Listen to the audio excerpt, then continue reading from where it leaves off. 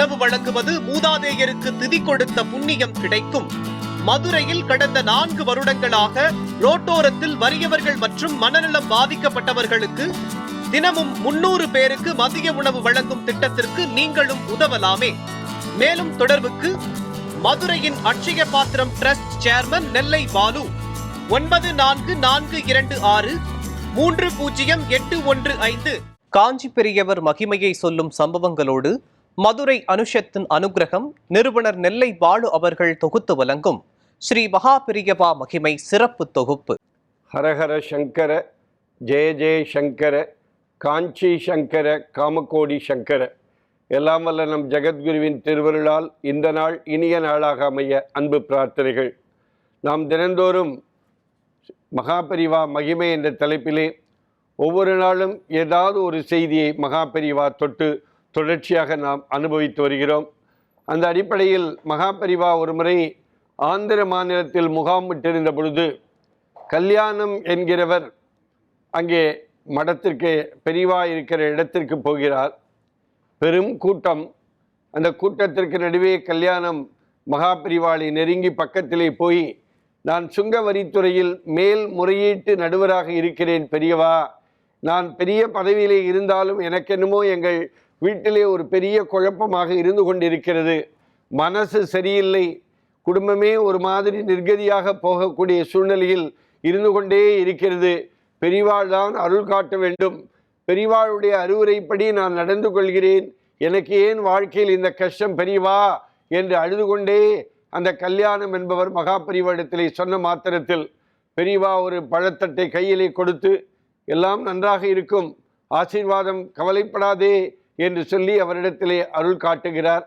அந்த கல்யாணம் ஊருக்கு புறப்பட்டு போய் ஒரு 2 வருடம் ஆகிறது.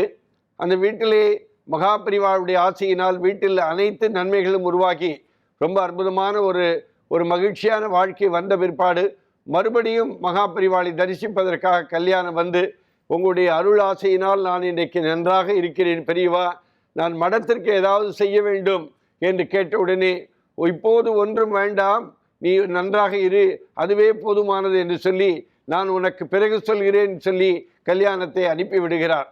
கொஞ்சம் காலம் உருண்டோடுகிறது.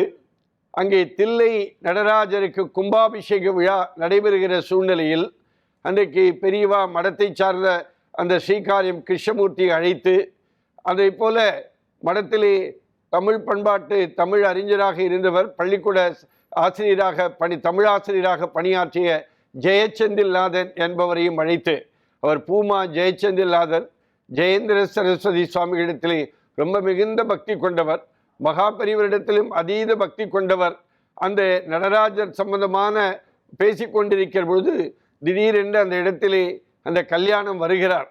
கல்யாணத்தை பார்த்தவுடனே, பெரியவா சௌக்கியமா, நீ நன்றாக இருக்கிறாயா, ஒரு கல்யாணம் தானே என்று சொல்லி அவர் பெயரை சொல்லி அழைத்த மாத்திரத்தில் வந்த கல்யாணத்திற்கு ஒன்றுமே ஓடவில்லை.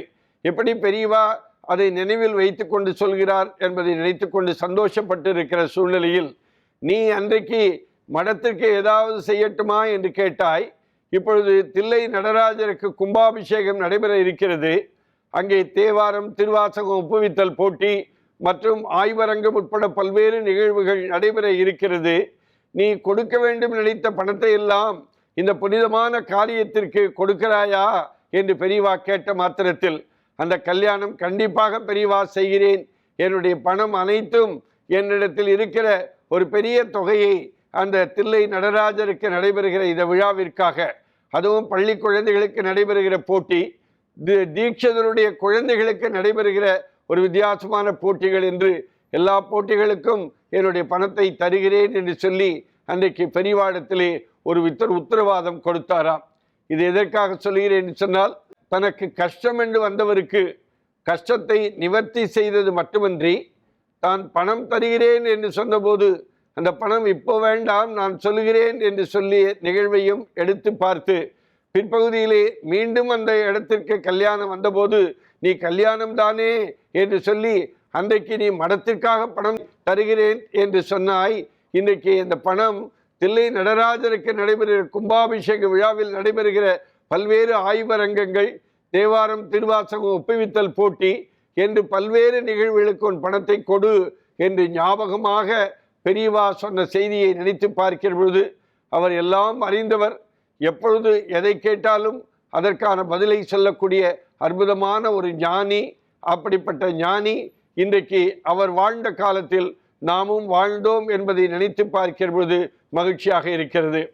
ஹரஹர சங்கர, ஜெய ஜெய சங்கர, காஞ்சி சங்கர, காமகோடி சங்கர. எல்லாம் வல்ல நம் ஜெகத்குருவின் திருவருளால் இந்த நாள் இனிய நாளாக அமைய அன்பு பிரார்த்தனைகள். ராம் ராம். ஓம் ஸ்ரீ மகாபெரிவா திருவடிகளே சரணம்.